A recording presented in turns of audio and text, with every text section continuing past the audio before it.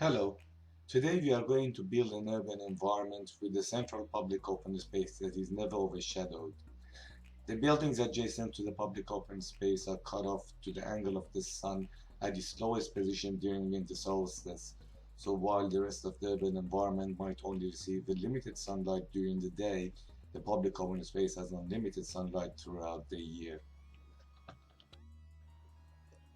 To begin with, we start with forming the streets and the building footprints using spline offset and shape boolean. Then we add a quantifying mesh,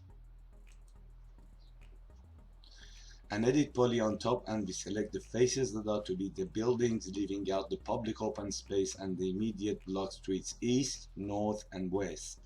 We are going to model the adjacent blocks with solids so we can boolean them to the sun rays. Then we add a gribble on top, then another gribble on top of that one, and another one on top. Then we model the buildings adjacent to the public open space with solids. We model them out of solids and then we create the sun path to shave the building off from it. Now we need to add the sun.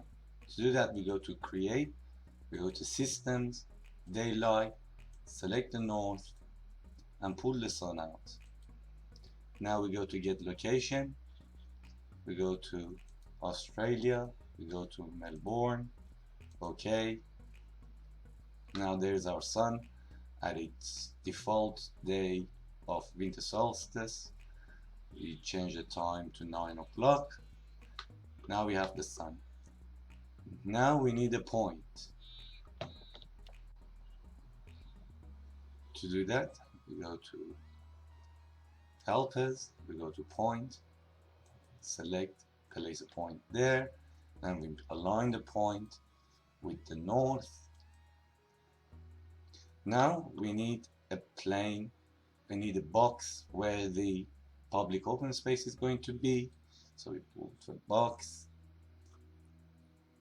This box will become the sun rays. So it'll go all the way where we want the sun to go.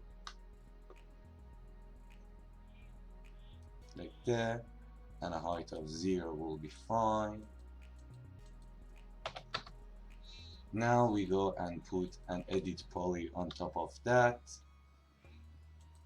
Now we select the faces, we select the top face. Now we put a linked X form on top of that, and we pick control object, we select the point. Now if we move that point,